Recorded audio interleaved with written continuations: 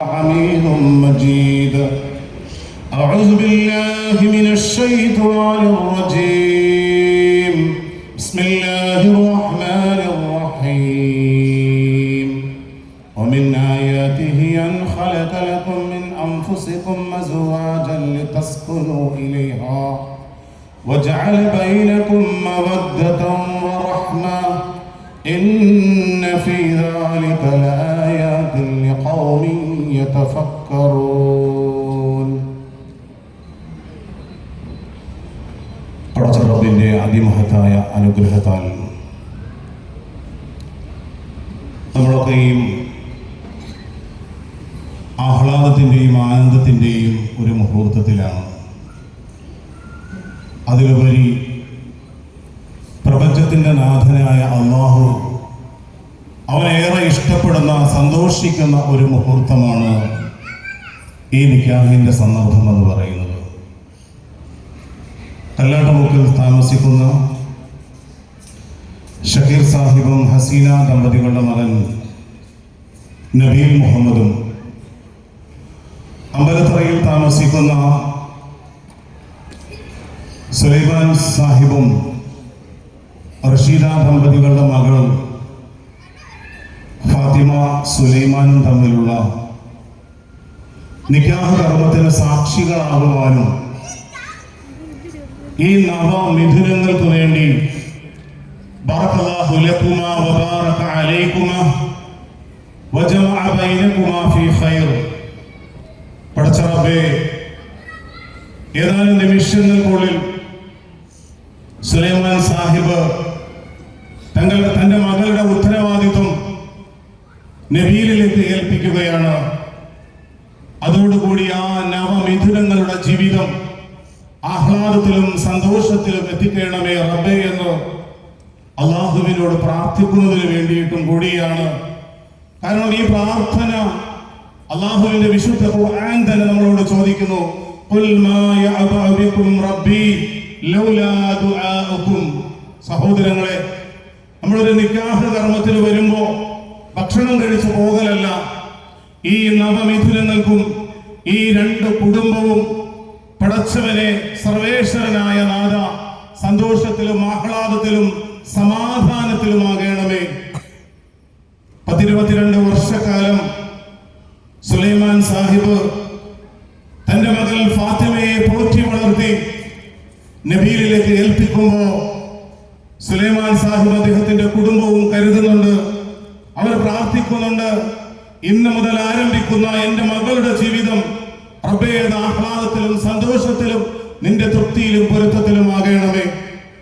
ഷക്കീർ സാഹിബും അദ്ദേഹത്തിന്റെ ഭാര്യയും കുടുംബാംഗങ്ങളും ഒക്കെ പ്രാർത്ഥിക്കുകയും ആഗ്രഹിക്കുകയും ചെയ്യുന്നു, പടച്ച റബ്ബേ, എന്റെ പ്രിയ മകന്റെ ജീവിതത്തിലേക്ക് കടന്നു വരുന്ന പങ്കാളിയുടെ ഈ ജീവിതം പടച്ച റബ്ബേ സന്തോഷത്തിലും ആഹ്ലാദത്തിലും സമാധാനത്തിലും ആകണമേ എന്ന് പ്രാർത്ഥിക്കുന്നുണ്ട്. എന്നാൽ ഈ സമാധാനവും സന്തോഷവും എങ്ങനെയാണ് നമുക്ക് കൈവരിക്കാൻ കഴിയുന്നത്? ലോകത്തിന്റെ പ്രവാചകൻ സല്ലല്ലാഹു അലൈഹി വസല്ലം ഞങ്ങളെ ഉണർത്തി, മനുഷ്യരിൽ ചിലർ വിവാഹം കഴിക്കാറുണ്ട്. എന്തിനു വേണ്ടിയിട്ടാണ്? ലിമാലിഹ, സമ്പത്തിന് വേണ്ടിയിട്ട്, സ്ത്രീധനത്തിന് വേണ്ടിയിട്ട്. എന്നാൽ ഇസ്ലാമികമായ വിവാഹത്തിന്റെ അമൂല്യമായ ഒരു സന്ദേശം സ്ത്രീയിൽ നിന്നുള്ള സ്ത്രീധനമല്ല, ഒരു പുരുഷൻ ആ സ്ത്രീക്ക് വേണ്ടുന്ന മുഴുവൻ കല്യാണത്തിന്റെ ചെലവുകളും നടത്തി, അതുപോലെ ആ പയ്യന്റെ വിയർപ്പ് കൊണ്ട് അധ്വാനിക്കുന്നതിൽ നിന്നുള്ള മഹർ സ്ത്രീക്ക് കൊടുക്കുന്നതിലൂടെയാണ് ഈ നിക്കാഹ് സാധൂകരിക്കുന്നത് ഇസ്ലാമികമായിട്ട്. അങ്ങനെയുള്ള സന്തോഷകരമായ റബ്ബേറെ ഇഷ്ടപ്പെടുന്ന പ്രവാചക മാതൃകയിലൂടെയുള്ള ഒരു വിവാഹമാണ് ഇവിടെ നടക്കുന്നത്.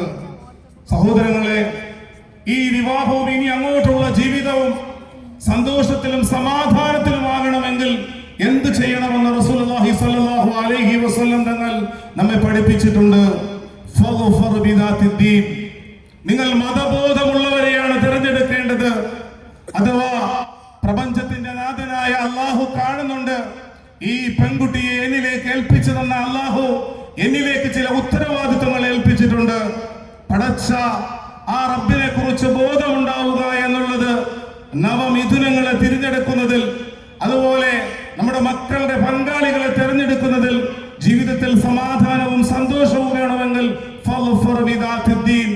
അതെ, നമ്മൾ തിരഞ്ഞെടുക്കുന്ന ആ മകന് നമസ്കാരമുണ്ടോ, പടച്ചവനെ കുറിച്ചുള്ള ബോധമുണ്ടോ, ഹലാലായ ജീവിതമാണോ?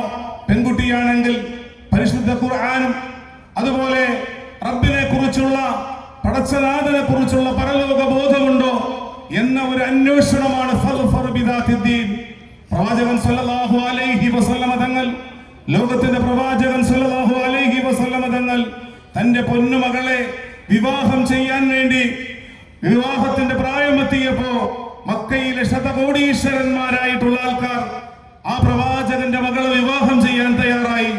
എന്നാൽ റസൂലുള്ളാഹി സ്വല്ലല്ലാഹു അലൈഹി വസല്ലമ തങ്ങൾ പരമദരിദ്രനായിരുന്ന അലി റളിയല്ലാഹു അൻഹുവിനെയാണ് തന്റെ മകൾക്ക് വിവാഹത്തിന് വേണ്ടിയിട്ട് പുതുമണവാളനായി നിശ്ചയിച്ചത്. എന്താണ് കാരണം? പ്രവാചകൻ എന്താണ് അവിടെ നോക്കിയത്? അതെ, മതബോധം ഉണ്ടാവുക. എന്റെ മോളുടെ ജീവിതം സന്തോഷത്തിലും ആഹ്ലാദത്തിലും ഈ ലോകം മാത്രമല്ല, നാളെ പരലോകത്തും അള്ളാഹുവിന്റെ അനശ്വരമായ സ്വർഗം നേടിയെടുക്കുന്നവരാകണം. ഇതാണ് അള്ളാഹുവിന്റെ റസൂൽ ആഗ്രഹിച്ചിരുന്നത്. സഹോദരങ്ങളെ, ഇതാണ് പ്രവാചകൻ സല്ലല്ലാഹു അലൈഹി വസല്ലമ തങ്ങളിൽ നിന്ന് നമുക്ക് മാതൃകയാകുന്നത്. ആ ചെറിയ കുടുംബം ഫാത്തിമ റളിയല്ലാഹു അൻഹ അവർ സന്തോഷകരമായി ജീവിക്കുമ്പോ അലി റളിയല്ലാഹു അൻഹുവിനോട് ഒരു ദിവസം പറഞ്ഞു, എനിക്ക് കുറച്ച് ഈത്തപ്പഴം കഴിക്കണമെന്ന് ആഗ്രഹമുണ്ട്. മഹാനായ അലി റളിയല്ലാഹു അൻഹു ഈത്തപ്പഴ മാർക്കറ്റിലേക്ക് ഓടിപ്പോയി